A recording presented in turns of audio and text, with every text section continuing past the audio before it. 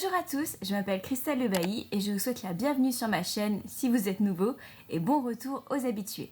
Aujourd'hui, je vous retrouve pour une vidéo que vous avez été très nombreux à me réclamer et ce depuis pas mal de temps. Comment mettre en page son livre? Je précise tout de suite, cette vidéo va concerner le formatage pour l'auto-édition.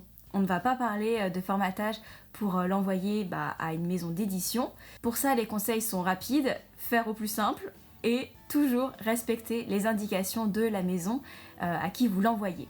Aujourd'hui, on va voir comment mettre en page super facilement son manuscrit sur Word pour le faire imprimer ou le mettre en ligne, notamment sur KDP d'Amazon. Oui, on va le faire sur Word, même si c'est pas du tout comme ça qu'on fait dans l'édition traditionnelle. Dans l'édition traditionnelle, on utilise InDesign, qui est un logiciel payant pour la mise en page, ou alors on fait appel à un compositeur qui bidouille le manuscrit avec des balises, fait tomber le texte et tac, on a une mise en page basique type livre de poche. Moi personnellement, j'utilise InDesign parce que c'est comme ça que j'ai appris, c'est un logiciel que j'adore, mais ce n'est absolument pas une obligation. Avec Word, vous pouvez faire un livre de qualité professionnelle sans qu'on sache que ça a été fait sur un logiciel de traitement de texte. Premier point, le format. Vous avez plein de formats de livres carrés à l'italienne, c'est ce qu'on appelle le format paysage, à la française, qui est le format portrait. Ensuite, vous avez les grands formats, les formats poche, plein de formats. Nous, on va se concentrer sur le grand format pour la littérature qui tourne généralement aux alentours des 14 par 21 cm. Tous les livres ne font pas 14 par 21, il y a des variantes avec quelques millimètres de plus ou de moins, c'est juste pour vous donner une idée. D'ailleurs, les imprimeurs ou même KDP d'Amazon nous demandent parfois des formats bizarres, comme 13,97 par 21,59. Et on peut se dire qu'ils se compliquent la vie, mais en fait, c'est déterminé par la machine d'impression. Le but en imprimerie, c'est bien souvent de faire entrer le maximum de pages sur une feuille d'impression, et ça se joue au millimètre. Mais bref, on ne parle pas de technique d'impression, même si un jour j'aimerais bien vous emmener avec moi en imprimerie pour vous montrer comment tout ça fonctionne. Donc votre imprimeur va vous donner un format et vous devez vous y conformer. Je sais que sur Books Factory, ils imprimaient en A5, ce que je trouvais un peu trop large. Moi sur Amazon, je suis en 13,97 par 21,59 et je trouve que c'est un très bon format. A priori, je compte pas en changer, donc si vous voulez avoir quelque chose de classique, prenez celui-là. 2. Les marges. Dans un livre, les marges sont super importantes, mais ce n'est pas non plus la peine de vous casser la tête. Je reçois beaucoup de messages d'auteurs qui s'angoissent pour les marges, me demandant au millimètre près, alors qu'il n'y a vraiment pas de raison. Tout ça, c'est de la logique en fait. Le truc avec les marges, c'est que ça peut jouer un rôle dans la lecture. Si vos lignes sont trop courtes, la lecture est hachée, on n'arrête pas de faire des allers-retours à la ligne, et c'est chiant. Si elles sont trop longues, la lecture est épuisante, on ne voit pas le bout de la phrase, elle semble s'étirer à l'infini. Et les deux cas de figure sont dérangeants. Ça, c'est des trucs qui faisaient paniquer, et vous êtes en train de vous dire « Mais mon Dieu, et si je rate et que le lecteur n'accroche pas à sa lecture à cause de la mise en page ?» Mais en vrai, il ne faut pas stresser, car ça n'arrive que dans des cas extrêmes. Par exemple, si vous avez 5 mots à la ligne, ou au contraire une vingtaine. Il existe un calcul pour définir des marges optimales pour votre livre, mais je l'ai oublié, et je n'ai pas pu remettre la main dessus. De toute façon, ce n'est pas très important, car tout le monde fait un peu ce qu'il veut. Généralement, pour la marge du haut et du bas, on met la même valeur, et ça tourne autour des 2 cm. Pour le bord extérieur, on est dans les 1,5 cm à 2 cm, assez pour qu'on puisse y placer nos pouces. Pour le bord intérieur, celui de la reliure, on tourne autour des 2,5 cm. Je rappelle qu'on parle d'un ouvrage autour des 14 par 21 de littérature. Pour des beaux livres, de la poésie et plein d'autres, on ne sera pas dans ces mesures et c'est normal. Après, plus vous aurez de pages, 400, 500, plus vous augmenterez la taille de la marge intérieure. Si vous êtes à 2,1 pour 300 pages, vous irez à 2,4 pour 400 pages, 500. Si je vous dis ça, c'est à cause de la reliure.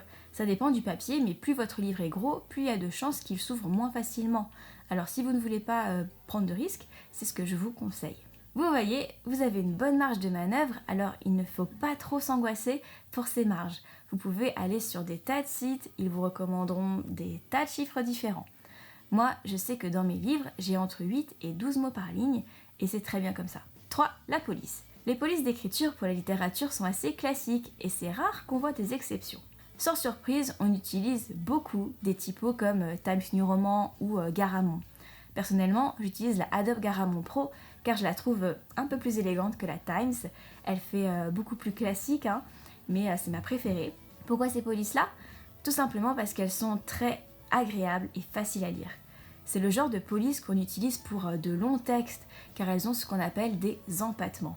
Les empattements, ce sont les petits trucs à leurs extrémités, ce que n'ont pas d'autres polices, comme l'Avenir par exemple, ou la Futura. Les polices sans empattement servent généralement pour les textes courts, les encadrés. On peut les retrouver dans certains essais, mais pas pour de la littérature. Concernant le corps de votre police, allez vers un 12 ou un 13 pour des lecteurs entre 12 et 65 ans. Si vous écrivez pour les enfants, utilisez du 14 voire du 15 si l'enfant est très jeune. Pareil si vous faites des livres en gros caractères. 4. Les paragraphes. Déjà, il est important de dire que votre texte doit être justifié à gauche. À moins de vouloir faire une mise en page spéciale pour je ne sais quelle raison exceptionnelle, votre texte ne peut pas se présenter en drapeau. En drapeau, c'est sans la justification. Pourquoi ? Parce que ça dérange la lecture tout simplement. C'est plus agréable pour l'œil de s'arrêter au même endroit à la fin d'une ligne et de reprendre au même endroit la ligne suivante. Et c'est plus beau aussi. Concernant les césures, déjà qu'est-ce que c'est ? C'est le logiciel qui coupe votre mot en bout de ligne avec un tiret. C'est quelque chose de normal, car vu que vous justifiez votre texte, il faut que toutes les lignes fassent la même taille. Et parfois, le logiciel n'a pas le choix, il faut couper un mot. J'en parle parce que je vois des auteurs qui disent que c'est moche et refusent qu'il y en ait dans leurs livres. Mais c'est normal d'en avoir. Tous les livres en ont, ce n'est pas une question de moche ou non, c'est juste que c'est normal. Après, il ne faut pas en avoir à toutes les lignes, je suis d'accord, mais pour l'équilibre d'une mise en page, c'est important d'en avoir. Ça évite que vous vous retrouviez avec des espaces intermots énormes ou qu'au contraire le texte soit tout serré. Les césures participent à l'harmonie d'une page. Bien sûr, il y a des règles comme le fait de ne pas couper un nom propre, mais à part ça, je vous conseille de faire avec. Ensuite, les paragraphes commencent avec un alinéa, généralement de 5 mm. Pourquoi ? Encore une fois, pour faciliter la lecture. Ça montre qu'un nouveau paragraphe commence, ça fait une petite variante dans la longue suite de textes. En bref, faites des alinéas. Pour finir, concernant l'espace interparagraphe, à moins de vouloir créer une nette séparation, comme le fait que votre personnage se trouve ailleurs, qu'on suive un autre point de vue ou une autre situation, ne faites pas d'espace particulier entre les paragraphes. Pourquoi ça ? Parce que si vous le faites, ça crée une page à trous. On ouvre le livre et qu'est-ce qu'on voit ? Des trous partout.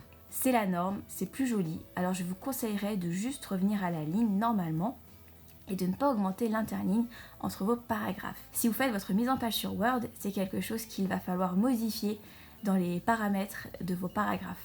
Pour vous occuper de toutes ces questions comme la police, l'espace interparagraphe, l'alinéa, la justification, je vous conseille de mettre tout votre texte dans un style que vous appellerez corps de texte par exemple et de tout changer directement là-dedans. Vous n'aurez qu'à faire une seule fois la manipulation, ça l'appliquera partout et vous n'aurez plus à vous en soucier. 5. La présentation du livre. Maintenant que nous avons vu les petites spécificités du texte, nous allons voir la disposition générale du livre. Ce qu'il est important de retenir, c'est que votre livre s'ouvre et donc qu'il y a des pages de gauche et des pages de droite. Ça demande un peu de visualisation, mais c'est très important pour ne pas se retrouver avec des trucs bizarres. Tout d'abord, vous avez les premières pages. La première page de votre fichier Word doit être blanche et j'insiste vraiment là-dessus. Pourquoi ? Parce que c'est la première page de votre livre et qu'on ne commence pas directement comme ça, avec le titre et paf. C'est sur cette page blanche que vous écrirez une dédicace si vous signez votre livre pour quelqu'un. Mais même si ce n'est pas le cas, que votre livre est vendu uniquement en ligne, laissez cette page blanche. Ensuite, vous avez la page de gauche, la page des mentions légales. Si vous cherchez un exemple de mention légale, il y en a un dans mon petit guide « Comment publier un roman » que vous pouvez obtenir gratuitement en vous abonnant à ma newsletter sur mon site internet www.crystallebayauteur.com. Mais vous pouvez en trouver plein sur internet. C'est également là que vous mettez l'ISBN et les autres mentions légales si vous en avez, comme la mention pour la jeunesse. Puis vous avez la page de droite, qui est celle du titre, où on retrouve également votre nom. Juste derrière, vous avez une autre page blanche, car à gauche, c'est la page numéro 4. Et ensuite, page numéro 5, vous mettez votre dédicace si vous en avez une, où vous commencez votre texte. Dites-vous que les pages impaires seront à droite et que les pages paires seront à gauche. Traditionnellement, les chapitres commencent sur une page de droite, au numéro impair donc, c'est ce qu'on appelle une belle page, mais ce n'est pas une obligation. Certains grands formats ne le font pas, c'est encore plus vrai pour les poches, car ils sont toujours serrés sur la mise en page, ils ne peuvent pas perdre de place. Moi je sais que c'est quelque chose que j'aime faire, commencer un nouveau chapitre sur une page de droite, mais ce n'est pas un fondement de l'édition non plus. Vos pages doivent être numérotées à partir du début du texte. Moi je sais que je ne numérote pas la dernière page avant un nouveau chapitre, car il y a souvent un blanc entre la dernière ligne et la fin de la page, et je veux pas qu'un numéro se promène comme ça. Mais encore une fois, c'est personnel.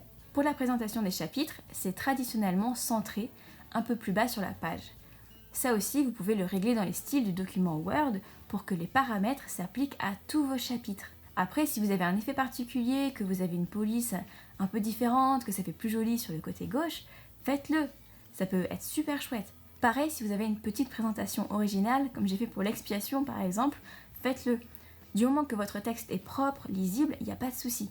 Enfin, on arrive au bout du livre. Là, vous avez votre table des matières, vos remerciements.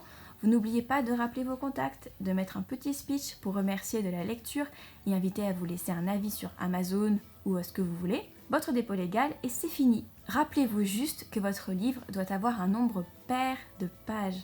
Toutes les pages ont des versos. C'est impossible que votre livre ait 351 pages. Vous en avez forcément 352. Laissez-la blanche, mais mettez-la dans le fichier. 6. L'astuce pour les utilisateurs de KDP.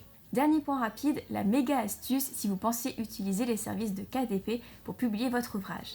La plateforme vous propose un gabarit gratuit pour votre livre. Je vous ai mis le lien en bio, vous n'avez qu'à sélectionner la taille que vous voulez pour votre ouvrage et vous obtenez le bon format de page, les marges recommandées par KDP. Ils vous mettent une police qui est très bien. Bref, ils ont pensé à tout. Sauf à une chose, attention, la première page qui est censée être blanche. Ensuite, eux, ils mettent les mentions légales après le titre, à vous de voir si vous gardez comme ça, mais faites bien attention, votre page de titre, votre dédicace et le début de votre texte doivent être en page impaire, sur une page de droite. Donc si vous commencez à ajouter une page, à trifouiller, gardez bien ça en mémoire. Une page rajoutée ou enlevée, c'est tout qui est décalé. Voilà, c'est tout pour aujourd'hui, j'espère que cette vidéo a répondu à pas mal de vos questions. Je vous dis à la semaine prochaine pour la dernière vidéo de l'année. Et oui, déjà, n'oubliez pas de liker la vidéo ni de vous abonner à la chaîne. Écrivez bien. Bye!